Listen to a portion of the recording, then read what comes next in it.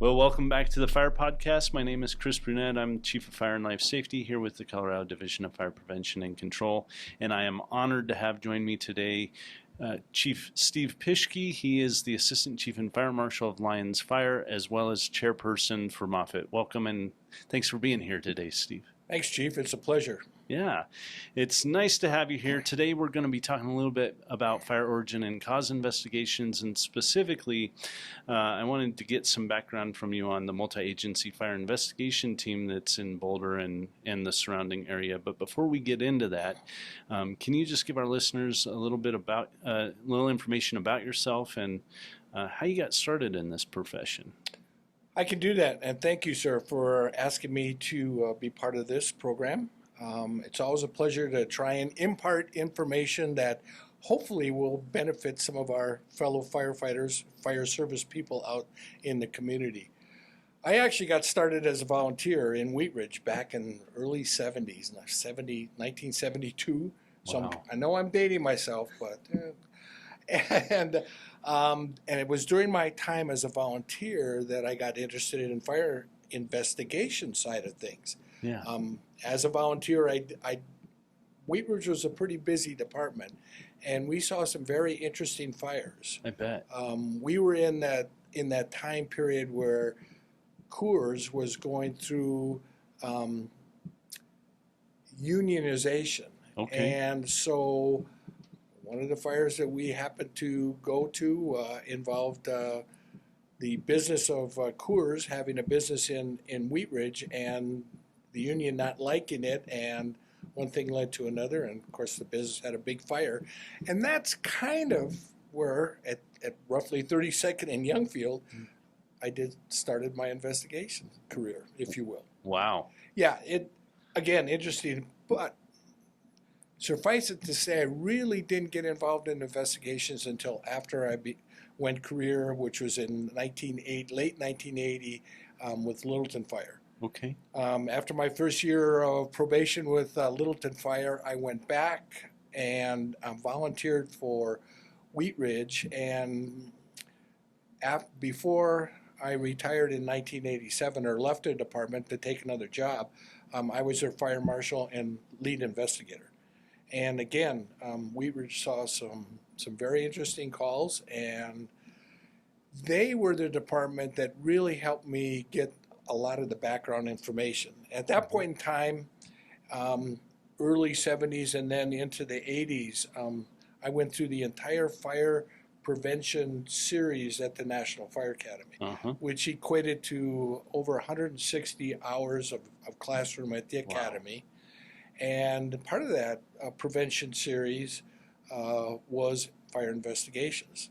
So I got some really good education and training from that side of things, and was able to bring that back and help not only Wheat Ridge, but sometimes in the investigations that occurred in Littleton at that time, I had some input that I thought I would impart, and was able to do that.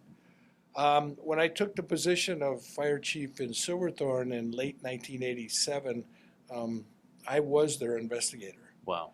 And it actually was during my tenure in Silverthorne that I had my first, if you will, quote unquote, big arson fire. Wow. 10,000 square foot home, an indoor swimming pool, and it was arson. And with the help of, at that time, Lieutenant Joe Sarconi from the Denver Fire Department helped me do the investigation, and to the point that when we went to trial, that's where I got my first appointment as an expert witness in the court in Summit County. And it was after I went to North Metro as a division chief of prevention, I again got certified as an expert witness in the Weld County court system. And it's a district, but anyway, so I had some experience in testifying in court, which is always a challenge. For those of you out there that have ever been to court and had to sit in the witness chair and defend yourself, it is a challenge. So It was during my time at North Metro that I had two really, really large fires. One of them was the hotel fire at, let's see, 84th and I-25, Okay. the Hacienda. And that fire still remains today the largest loss of life in a hotel in the state of Colorado. We lost 5 people. That is an active fire investigation. It is still going on, believe it or not. Holy cow. We do have a suspect, just couldn't make the case. And so we never went to trial on that one. The other large apartment fire, almost right directly across the street from that, was an apartment fire, and we did get a conviction on that fire. So again, lots of opportunities to practice, if you will, the skills of an investigation. Yeah. Wow. I'm in awe, and I'm so honored to have you here. I can't believe over 50 years of history you bring to this table. I would love to have you back and just talk about that. But today, what we're talking about is the multi-agency fire investigation team, and I really want to get into that. But before we do, just wanted to talk a little bit about how that came about and what your role is with MAFIT is how we refer to it. Sure. So at the time that I was at North Metro, which was roughly 90 to 2000, 91 to 2000, in 1993, the fire chiefs in Boulder County got together and created a working committee to look at how fires were getting investigated in Boulder County. At that time, some departments had investigators, some did not. So a task force was formed, and when it all was said and done, they formed this multi-agency fire investigation team made up of members from 9 different departments, both career and volunteer. And they had 4 coordinators, and those coordinators each took a month that if there was a fire that needed investigating in the county, they would be responsible for gathering a team and getting them out to the scene and doing the investigation. Wow. So it really was a process, if you will, but one that and I'm pretty sure when I say this, at the time, it was the first team investigation or investigation team in the state of Colorado. Yeah. I'm not aware that there may be certainly large departments, the Denvers, the Auroras, had their investigation division, if you will. But in terms of a team made up of investigators from a number of different agencies, right. I think MAFIT was the first. Yeah, no, it really is. It's the model that we all look to when we think about these type of teams. MAFIT today and since 1993 have developed a purpose. And the purpose is to assist fire departments in fire and explosion investigations, to determine origin and cause, to provide the expertise and experience to a fire department that has no one to do that kind of thing, to assist and provide support to law enforcement agencies of record. So when you move from town to town, it may be the county, it may be the individual town or city that has a police department, and our purpose is to make sure that we're working cooperatively with them and coordinate whatever is going on. And also to provide expertise to, when there is a prosecution case going to the local district attorney's office. So one of the things, and again, based on our experience in prosecuting arson cases in the county, is we found it extremely helpful to make, as a member of our team, an assistant district attorney, an ADA. Wow. We had one for quite a while that she was actively involved. When we got to that point in an investigation where we felt that, hey, I think this is going to be arson, and the potential for prosecution is there, we would call her. She would come out, and from that point on, she would be an active part of the team. Wow. In terms of that investigation. So that right from the get-go, legally, we always knew where we were going and what we were doing, and likewise, they knew that and could direct us or change course or whatever needed to happen in order to be successful in that case. Yeah. Holy cow. So you said a whole lot of good stuff right there. I'm going to try and break some of it down and ask you some pointed questions here. I want to start with, you talked a little bit about serving the county. So does MAFIT only serve Boulder County, or do the team members go outside of the county? Where all do you serve? Again, originally we started just in Boulder County, and over the years, and it was primarily beginning in the 2000 era, if you will, that we had investigators from other counties become a member of the team. Mm-hmm. So we have a member from Weld County and Adams County, and I don't think we have Jefferson County as well. So we have some members from those agencies in those counties, i.e.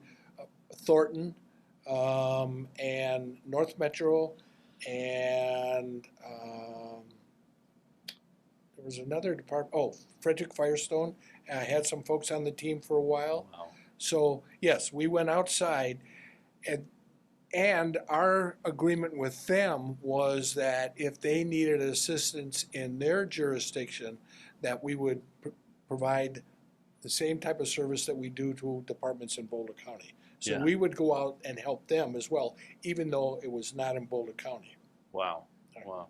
The understanding is always that we're there as investigators to help you, the fire chief, investigate this fire and come to a successful conclusion in terms of an investigation. Right. So we're never there to take over. We act at your direction. If during the investigation we find things that could become an issue, there's always that information flow back and forth, keeping the chief or his or her designee apprised of what's going on in that investigation. Yeah. Obviously, if it goes someplace other than accidental, it becomes a lot more pertinent that we keep those people informed and let them know what's going on. Yeah. And it's a good point. So there you talked about working for the fire chief, and statutorily it says that the responsibility of determining origin and cause for any fire in Colorado is left up to the local fire chief. And so you're actually working as the agent of the fire chief at that point, even if you aren't part of their jurisdiction. And so you talked a little bit about agreements and understandings, but with MAFIT, is there a formal agreement between each of the jurisdictions, or how does that work? Is it a handshake and an understanding, or more formalized than that? I think the formality aspect comes from the aspect of when you become a member of MAFIT, you have to have a letter from your fire chief saying that he or she is agreeable to you being a member, and that he or she understands that at times that you may not be operating within your jurisdiction. Yeah. That's the only agreement in terms of us a formal agreement. Yeah. When the call is made for us to come out, we always have that conversation. Okay, who are we talking to that's a representative to the department, and understand that we're working under their guidance Yes. and direction. Yeah. And at times, again, and this is primarily in Boulder County, with the smaller departments, we become their agent, if you will, Mm-hmm. and handle the whole thing. Right. Obviously, you go to a larger department, and that's not necessarily the case. Yeah. And that's similar to how we operate here at the state. At no point do we ever have authority. It's always under the authority of the local jurisdiction. Right. And we're there to help in any way they need us to, whether it's take on the whole case or it's just an extra pair of hands digging. We're ready to do it. It sounds like your team members, MAFIT, do the same thing. And that's really the way it should be, right? We're just helping one another out, making sure that we come to the best decision and outcome for whatever the situation is. So wanted to go back to, you talked about law enforcement, you talked about fire departments, you talked about lawyers.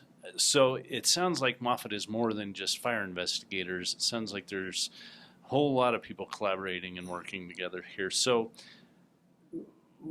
where do the participants come from? And it doesn't sound like it's only fire investigators. So who all is involved or can be involved? Well, actually, we do have members of law enforcement agency on our team. At this time, we have 2 representatives from the Boulder County Sheriff's Department. Wow. We work very cooperatively with their investigation division. Uh-huh. And so their commander over there, we meet with them occasionally, but more often than not, at least once or twice over a couple-year period, to make sure that we're in sync and to make sure that they're, if they want to have members on the team, that we accept them. Mm-hmm. And they work with them. They would be referred to as an associate, if you will, to the organization. So let me back up a little bit. We take on people that are certified investigators that have 2 years experience as an active fire investigator and or 2 years as an active law enforcement agency. And they have certifications that are in those fields, if you will. So certified law enforcement or a certified fire investigator. We also have people that are associate members of the group that are investigators, but from other agencies, Okay. i.e. ATF. Yeah. We currently have three people from ATF that take part in the MAFIT meetings. Wow. And are part of our organization. And we actually have a DFPC representative, Dawn, has come to meetings, and we recognize her as an associate member, and are glad to have her because she brings along a very important investigative tool, and that's the dog. Yeah, JoJo. And, JoJo. And the key there is once again, going way back, there was one or two people in the state that had a dog, or at least in the Front Range area here. Yeah. And they were on the road continually. Jerry Means, who I'm sure you all know, Jerry started off with in CBI. Right. And at some point down the road, along the way, he transferred over to DFPC, and he was an asset that is sought after for many, many years, and was so busy he couldn't keep up with it at all. So now, fortunately, there's a number of dogs in the state, and it does make life easier when you need to have that resource come out and do it. So it's good to have those associate members. The other member of the team is what we refer to as a technician, and that's an individual that is interested in fire investigations, but has little or no experience, doesn't have any certifications, but wants to go in that direction. And so we bring those folks on. We mentor them. We assign them a mentor on the team. We try and bring them out to investigations, more so to watch and listen and see what's going on, and then to help when and where necessary. But we also steer them in the educational direction to take classes. During the year, there's a number of classes in fire investigations that occur throughout the state. Denver and the Colorado chapter of the IAAI have two of the biggest learning class sessions, if you will. Denver's is in the spring, and the Colorado chapter of IAAI, the annual training conference, ATC, is coming up at the end of October. We're in our 14th year this year, and always held in Vail. Always a great conference, and people can come out of there with a lot of good experience. This year, I'm very excited to note that we are going to be offering, as a part of the basic, there's an advanced track and a basic track. As a part of the basic track, we're going to offer enough classroom hours, 30 hours, that you complete that, you have X amount of time and experience in investigations, and coupled with 5 online sessions that you can take the fit test for IAAI. Wow. Yeah, and so very excited to do that because it's a great opportunity. Yeah, and there are very few conferences where you can come out at the end and be qualified to take an exam like that, and potentially get a certification as recognized as the IAAI fit. Pretty amazing. Yeah, and the only other areas that I think would be going to IAAI classes and conferences, and so that at the end you could take a certification test. That's how I got my certification. Oh, wow. And that's a 4 or 5 day, every day long group of classes, and then at the end of that, you're qualified to take their test. So for me, it's a certified fire and explosion investigator.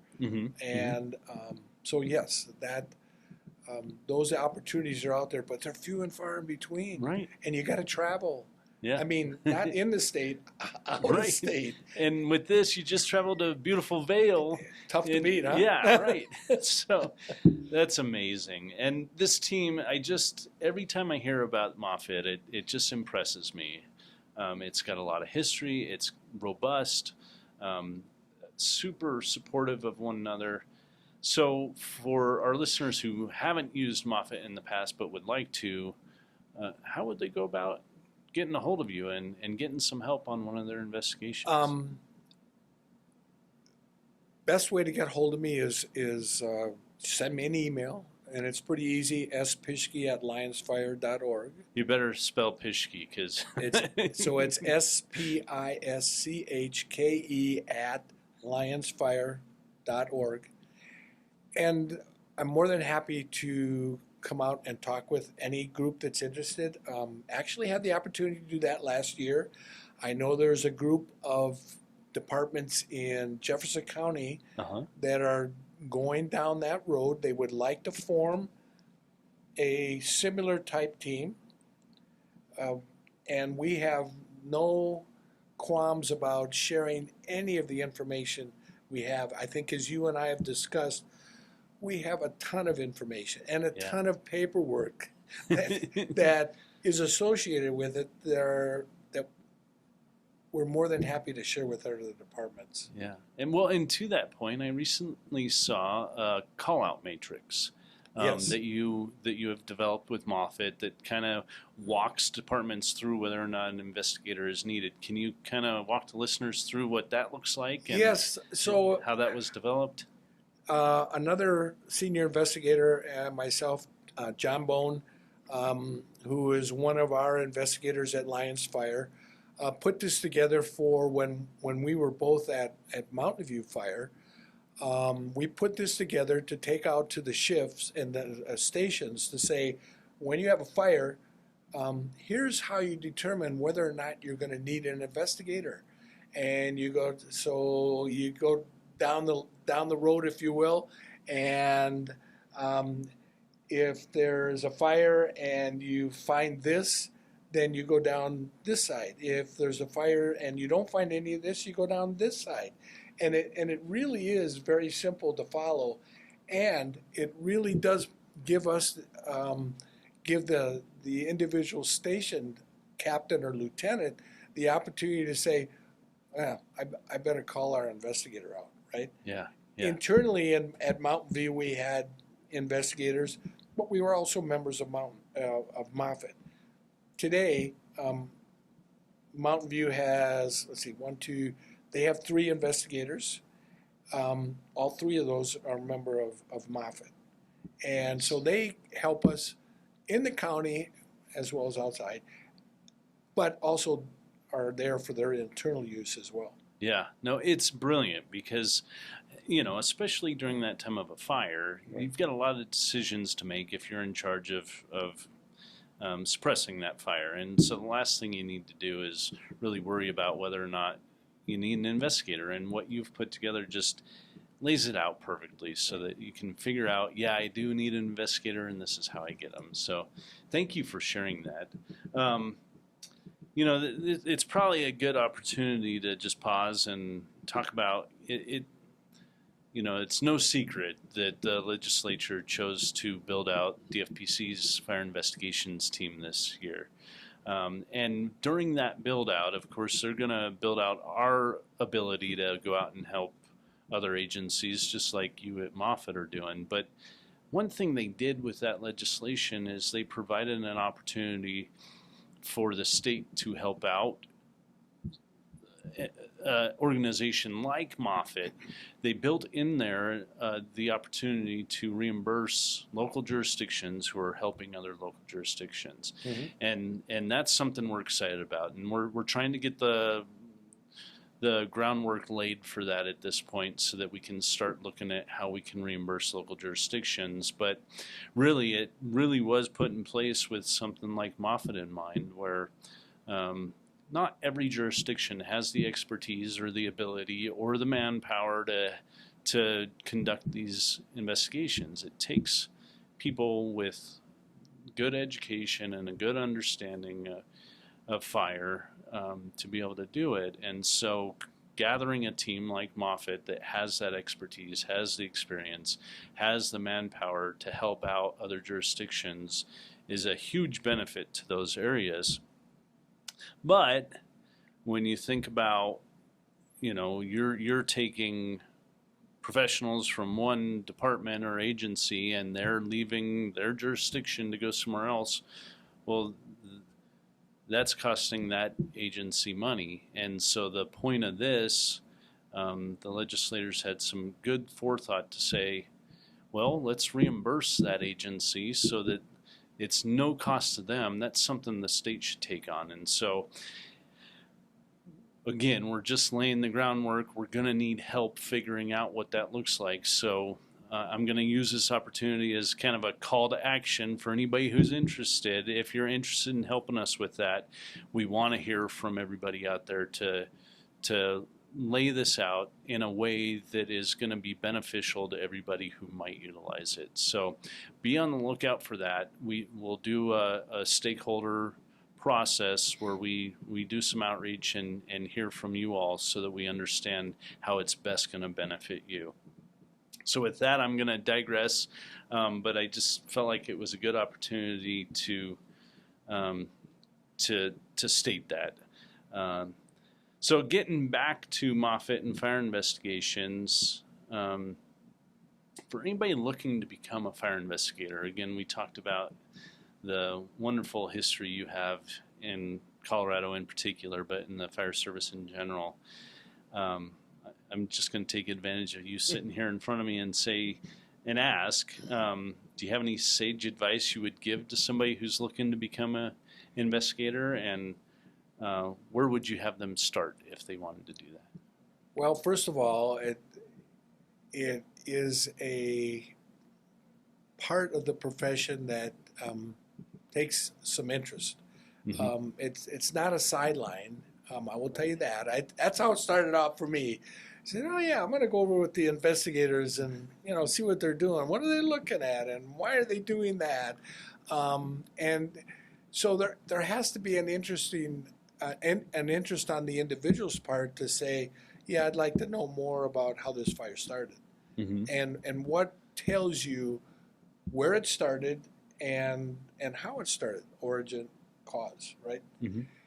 From there, then it's a matter of taking advantage of the opportunities that are presented locally and statewide with regard to classes. If you have the opportunity to go to the National Fire Academy, I mean that's awesome, right? Yeah. And it's not that costly. No. I mean you end up paying for basically for your food for either a week or two, whatever it is that you're going out for. Otherwise, the rest of it is paid by the government. So that's a good opportunity. But then getting involved with an organization like MAFIT as a technician, where you can shadow somebody in when an investigation is going on. I can't tell you how many investigations that I've done where, someone has been with me and they're going, wow, I don't see where you're seeing that. And there is where as an investigator, you kind of have to go back to your teaching skills, is having the ability to say, well, do you see this pattern? Does it look like a V to you? Yeah. And then you point out why it looks like a V, and then they're going, oh yeah, I see, I get that. And you go from there. And again, those are the kinds of little things that for an individual becoming interested in that aspect of the profession, there's got to be there. Again, it's not a sidelight.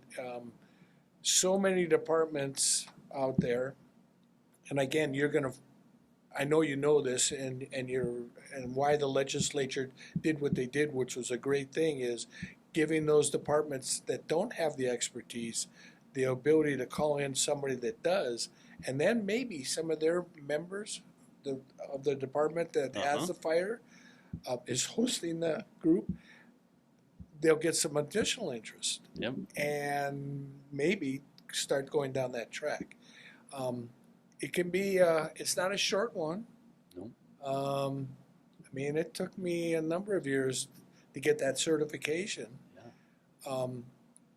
Not because of lack of interest, but just time-wise. I mean, when you're a career fighter on the line, you have so many other responsibilities and education and continuing education that you have to do. That, I mean, that's a whole other ballgame.